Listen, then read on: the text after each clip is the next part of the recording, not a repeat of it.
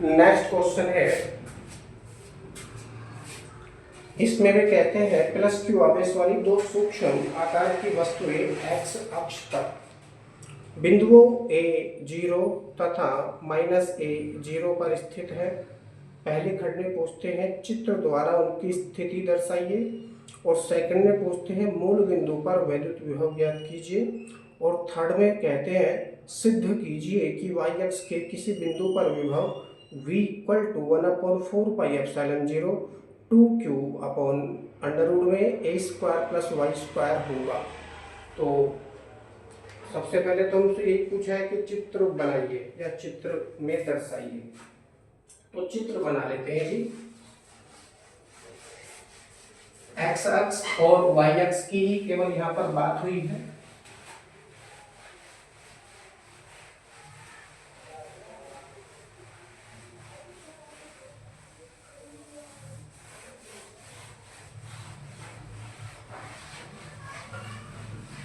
यहाँ पर केवल एक्स अक्ष और वाई अक्ष की ही बात हुई है, अन्य कोई भी और चीजें हम यहाँ पर नहीं बनाएंगे। ये मानकर चलिए आपका एक्स अक्ष है और ऊपर वाला क्या है, ये आपका वाई अक्ष है, परंतु एक वैल्यू इसमें धनात्मक है, एक ऋणात्मक है।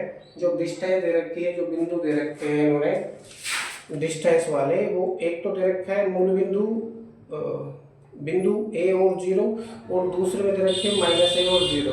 अब -A क्या करने के लिए, ये मूल बिंदु से हमको पीछे जाना होगा, तो माइनस की दूरी हमको प्राप्त होगी। ठीक है, तो हम इसको माइनस की ओर बना देते हैं, और ये कौन सी अक्ष बन जाएगी, मानकर चलिए ये एक्स डैश अक्ष ये हो जाती है। कौन सी, एक्स डैश अक्ष। इसको और थोड़ा ऊपर करके बनाओ,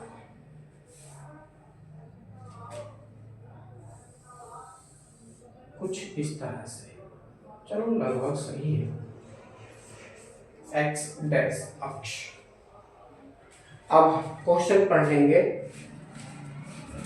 क्वेश्चन में वो कहते हैं कि प्लस क्यू आवेश वाली दो सूक्ष्म आकार की वस्तुएं एक्स अक्ष पर, अब देखिए केवल एक्स अक्ष पर ही है, यानी धन दिशा में भी है और ऋण दिशा में भी है। और कितने आवेश हैं, प्लस क्यू आवेश वाली दो सूक्ष्म आकार की वस्तुएं हैं, दो है जी। एक रखी है उन्होंने एक्स अक्ष की धन दिशा में, और दूसरी रखी है उन्होंने एक्स अक्ष की ऋण दिशा में। अब मूल बिंदु है इसका O मान लीजिए आप इसको, या मूल बिंदु के निर्देशांक क्या होते हैं, 0 0 होते हैं। मूल बिंदु के निर्देशांक क्या होते हैं, 0 0 होते हैं। और इस समय जो ये बिंदु बन रहा है वाई अक्ष वाला, यह इनका मूल बिंदु है। अब एक्स अक्ष की तरफ जब हम चलेंगे तो यह दिशा धन कहलाएगी। क्या कहलाएगी, धन दिशा। इसके अपोजिट जब हम चलेंगे पीछे की तरफ तो ऋण दिशा कहलाएगी, ऋण दिशा। तो बिंदु कौन से हैं, A और 0 है। सबसे पहला बिंदु है A और 0। अब देखिए एक्स अक्ष पर ही है, कहीं एक्स अक्ष पर A और 0 है, तो दोनों ही धन है, तो धन दिशा में कहीं यहाँ होगा। मानकर चलिए ये आपकी जो डिस्टेंस है ये A आ जाती है। कितनी मूल बिंदु से इस बिंदु की डिस्टेंस क्या आ जाती है, वो A आ जाती है। और यह बिंदु कौन सा प्राप्त हो रहा है आपको, बिंदु A प्राप्त हो रहा है, ऐसे मानकर चलिए।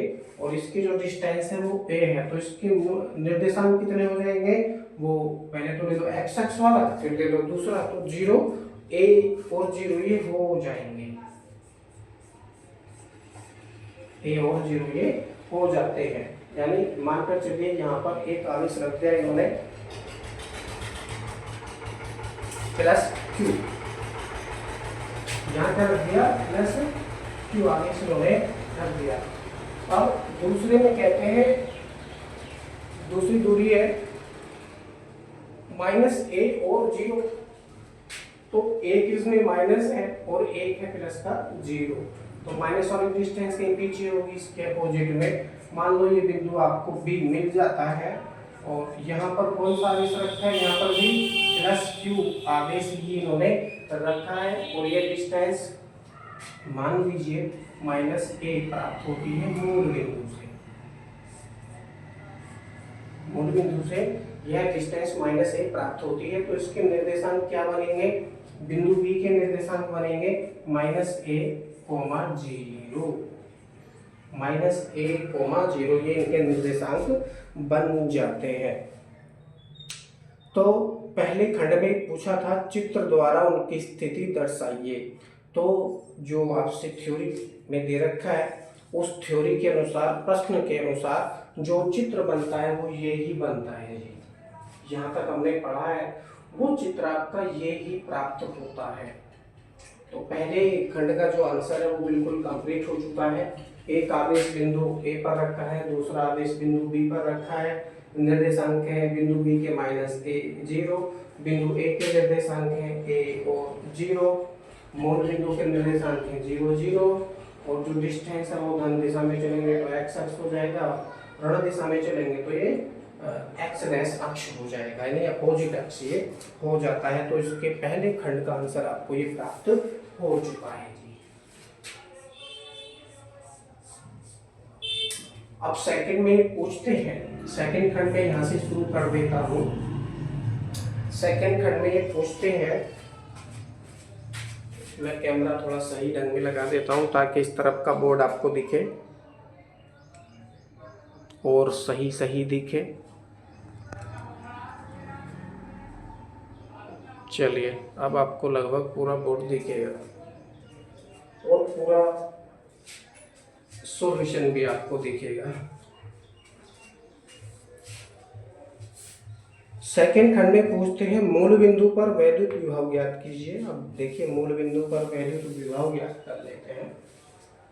मूल बिंदु पर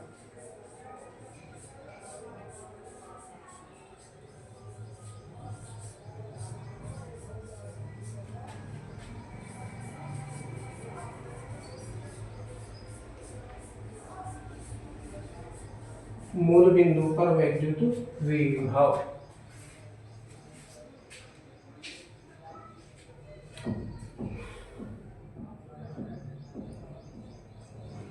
मूल बिंदु पर वैद्युत विभव। देखिए डिस्टेंस कितनी कितनी बन रही है इनकी, डिस्टेंस तो केवल a ही बन रही है, यानी जो r1 है और r2 है उसकी वैल्यू r इक्वल टू क्या मान सकते हैं आप, a मान लीजिए, a मान लीजिए।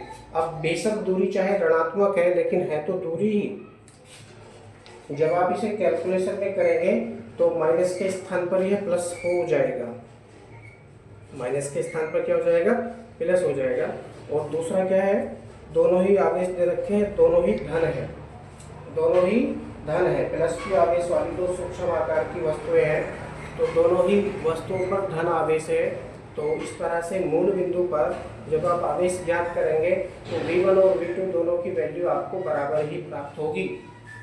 V1 और V2 भाई आप मान लीजिए बिंदु आवेश B के कारण मूल बिंदु पर उत्पन्न होने वाला विभव क्या है, वो V1 है। ठीक इसी प्रकार से बिंदु आवेश A के कारण मूल बिंदु पर उत्पन्न होने वाला विभव क्या है, वो मान लीजिए V2 है। परंतु दूरी भी बराबर है और आवेश भी बराबर है। दूरी और आवेश बराबर होने के कारण V1 और V2 दोनों की वैल्यू क्या होगी, बराबर ही प्राप्त होगी। तो मैं इनको V1 इक्वल टू V2 करके यहाँ पर दर्शा देता हूँ। मूल बिंदु पर आप विभव ज्ञात करेंगे तो मैं इसको सीधा सीधा 2 से मल्टीप्लाई कर देता हूँ, 1/4 पाई एप्सिलॉन 0 Q/R। ये इसका फॉर्मूला है, फॉर्मूले के अनुसार हम इसको कैलकुलेट करेंगे। 2 से इसका मल्टीप्लाई कर देंगे तो 2Q हो जाएगा। इसीलिए V equal to 1/4 pi epsilon 0, 1/4 pi epsilon 0 2Q upon R के स्थान पर जो डिस्टेंस है वो कितनी है, A है। कोई सी भी एक डिस्टेंस आप प्रयोग कर सकते हैं, A है। क्या है, A है। तो ये जो वैल्यू है हो जाएगी V equal to 1/4 pi epsilon 0 2Q upon A, यानी जो इनका मूल बिंदु है उस पर इतना विभव उत्पन्न होगा। आप इसको V डैश करके दर्शाइए।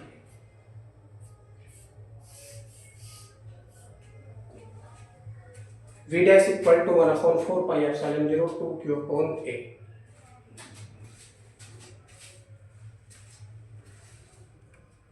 अब ये क्वेश्चन नंबर 3 में पूछते हैं हमसे, क्वेश्चन नंबर 3 में पूछते हैं, सिद्ध कीजिए कि y x के किसी बिंदु पर विभव v equal to 1/4 pi epsilon 0 2 q upon a square plus y square होगा। ठीक है जी, कर लेते हैं। और इसमें y x की भी बात हो रही है। अब मानकर चलिए ये ऊपर वाला इसका y x है, इस y x पर एक बिंदु मान लो कोई सा भी, क्योंकि हमने अभी तक कितने बिंदु माने हैं, बिंदु a b o माना है। अब इसको मानो बिंदु c मानो। मान लीजिए बिंदु c कहीं यहाँ है, जिसकी मूल बिंदु से जो डिस्टेंस है वो क्या है, y है। ठीक है, y है और ये y अक्ष ही है, तो इसमें जितनी भी डिस्टेंस आप चलेंगे y अक्ष ही कहलाएगी। अब इस बिंदु की दोनों आवेशों से दूरी ज्ञात करेंगे आप, दोनों ही आवेशों से दूरी, तभी तो विभव आप ज्ञात कर पाएंगे दोनों ही आवेशों के कारण। तो क्या करेंगे, दूरी ज्ञात करेंगे। तो उसके लिए सबसे पहले हम क्या करते हैं, c को b से मिला दीजिए,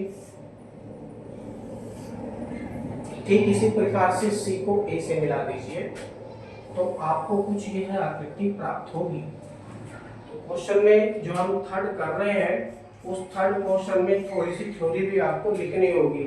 माना y अक्ष पर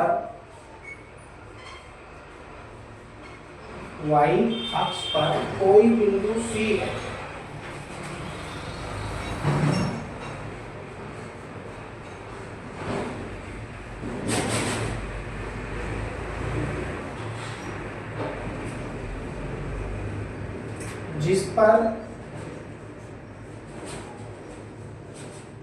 जिस पर हमें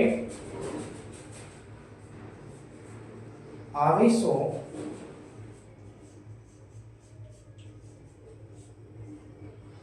कौन कौन से, ए व बी।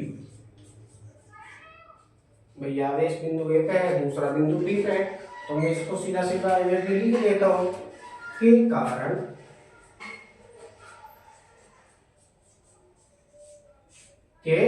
कारण वैद्युत विभव की गणना करेंगे। दोबारा पढ़ लेते हैं। माना y अक्ष पर कोई बिंदु C है, कोई बिंदु क्या है, वो C है, जिस पर हमें आवेशों A व B के कारण वैद्युत विभव की गणना करनी है।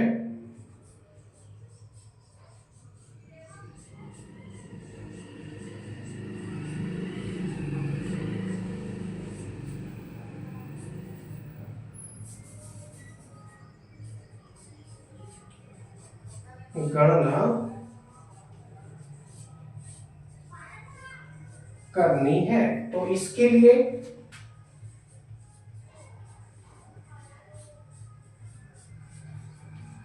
दोनों आवेशों की, चलो यहीं को देख लो, दोनों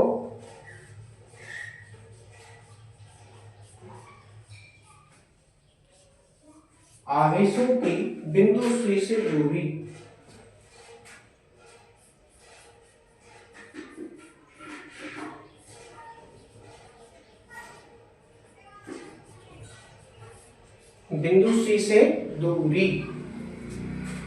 अब मैं इसको R1 इक्वल टू R2 करके लिख रहा हूँ। R को आपने यहाँ मान लिया, R2 ही मान लिया, तो इस डिस्टेंस को मैं क्या मान लेता हूँ, चलो R डैश कर लो, क्योंकि ये डिस्टेंस भी बिल्कुल बराबर ही प्राप्त होगी। इसको मैं क्या कर देता हूँ, R डैश कर लेता हूँ, इसको भी मैं क्या कर लेता हूँ, R डैश कर लेता हूँ। R1 और R2 दोनों ही बिल्कुल बराबर है। अब कोई सी भी त्रिभुज, क्योंकि त्रिभुज बन गया ना ये COQ या सॉरी COA में या फिर COB में, अब ये निर्देशांक है इस मूल बिंदु के, इसको मूल बिंदु को क्या मान लीजिए, P मान लीजिए। चलिए, तो त्रिभुज कौन से में, PBC में आप देख लीजिए, चाहे त्रिभुज PAC में आप देख लीजिए, जो भी आपको उचित लग रहा है उसमें पाइथागोरस थ्योरम प्रयोग कर लीजिए। तो मैं क्या कर लेता हूं यहाँ पर त्रिभुज PAC में, PAC में कौन सी थ्योरम प्रयोग कर रहे हैं? पाइथागोरस प्रमेय से।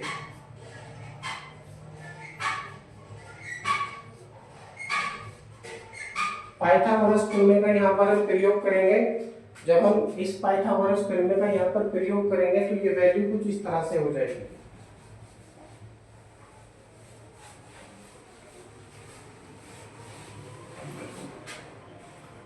R डैश इक्वल टू, ये थर्ड है,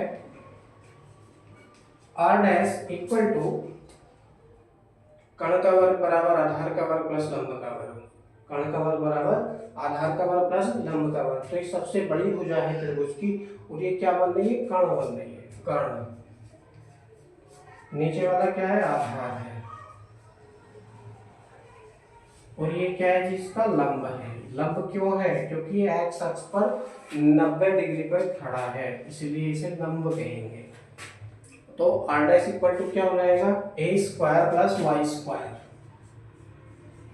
a square plus Y square का अंडर रूट ये हो जाएगा। पाइथागोरस प्रमेय का जब आप प्रयोग करेंगे तो ये r डैश की वैल्यू प्राप्त होगी हमको a square plus Y square under root में। मैं लिख सकता हूँ इसको a square plus Y square under root में, और ये भी डिस्टेंस कितनी प्राप्त होगी हमको? a square plus Y square under root में। ठीक है जी। अब दोनों ही आवेशों के कारण बिंदु C पर विभव आप ज्ञात कर लीजिए।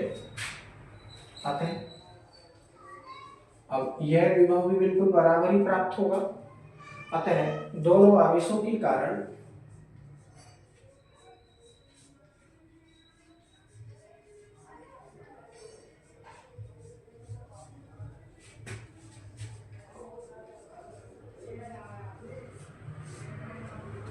y अक्ष के बिंदु C पर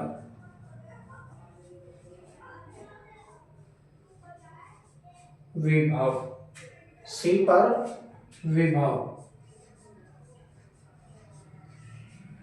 हो जाएगा v इक्वल टू, अब मैं देखिए 2 से इसका मल्टीप्लाई कर देता हूँ, क्योंकि v1 और v2 दोनों की वैल्यू कैसी होगी? बराबर होगी। यहाँ पर भी क्यों बराबर होगी? क्योंकि डिस्टेंस बराबर आवेश बराबर। जब डिस्टेंस आवेश बराबर है तो v1 और v2 दोनों की वैल्यू यहाँ बराबर होगी। तो मैं लिख देता हूँ v1 plus v2, v1 plus v2। लेकिन आपने यहाँ पर भी v1 प्लस v2 करके याद किया था, तो मैं इसको v1 डैश v2 डैश करके लिख सकता हूँ, और यहाँ पर बराबर का चिन्ह लगा सकता हूँ।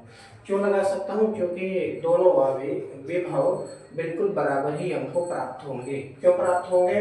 क्योंकि बिंदु आवेश A व बिंदु आवेश B बराबर है, और दोनों ही आवेशों से बिंदु C के डिस्टेंस से बिल्कुल बराबर है। इसलिए कैलकुलेशन करेंगे तो v1 डैश और v2 डैश दोनों की वैल्यू आपको बराबर ही प्राप्त होगी।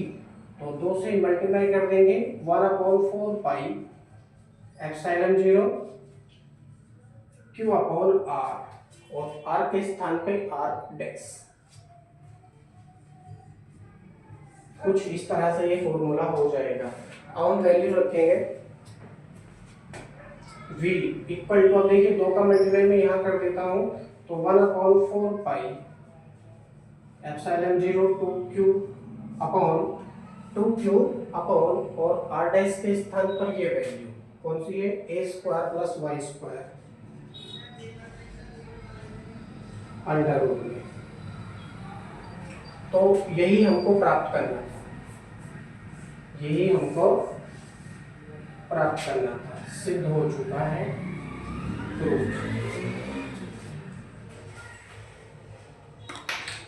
अब एक और बात यहाँ पर आप ध्यान रखेंगे, मैंने तो यहाँ पर 2 से गुणा किया है हर जगह पर। 2 से गुणा में इसको इसलिए कर रहा हूँ क्योंकि v1 और v2 दोनों की वैल्यू कैलकुलेशन के हिसाब से बराबर ही आएगी। क्यों आएगी? क्योंकि बिंदु आवेश A बिंदु आवेश B दोनों बराबर है, और दोनों ही आवेशों से बिंदु C की डिस्टेंस भी बराबर है। तो V1 और V2 दोनों की वैल्यू बराबर आएगी। तो मैं क्या करता हूँ, किसी भी एक V की वैल्यू को 2 से गुणा कर दूंगा तो बिंदु C पर विभव हमको प्राप्त हो जाता है। ठीक है, सेम आप ही को करना होता है। अब आप चाहे तो अलग अलग ज्ञात कर सकते हैं इसकी वैल्यू। कैसे ज्ञात कर सकते हैं भाई, बिंदु आवेश A के कारण उत्पन्न होने वाले विभव को V1 मानिए, क्या मानिए, V1 मानिए, और बिंदु आवेश B के कारण उत्पन्न होने वाले विभव को आप V2 मानिए, और बाद में उनको ऐड कर दीजिए। इस फॉर्मूले का भी आप यदि प्रयोग करेंगे तो भी आपको यही वैल्यू प्राप्त होने वाली है। ओके, क्यों होने वाली है, क्योंकि ये अदिश राशि है, चिन्ह सहित वैल्यू रख के आपको ऐड करना होता है, अर्थात बीजगणितीय योग आपको प्राप्त करना होता है। ये आपका सोल्व हो चुका है। आई होप आपको समझ में आया होगा, और जहाँ पे भी समझ में नहीं आया है वहाँ पर वीडियो को आगे पीछे करके आप देख सकते हैं। वीडियो रोक के आप देखकर समझ सकते हैं।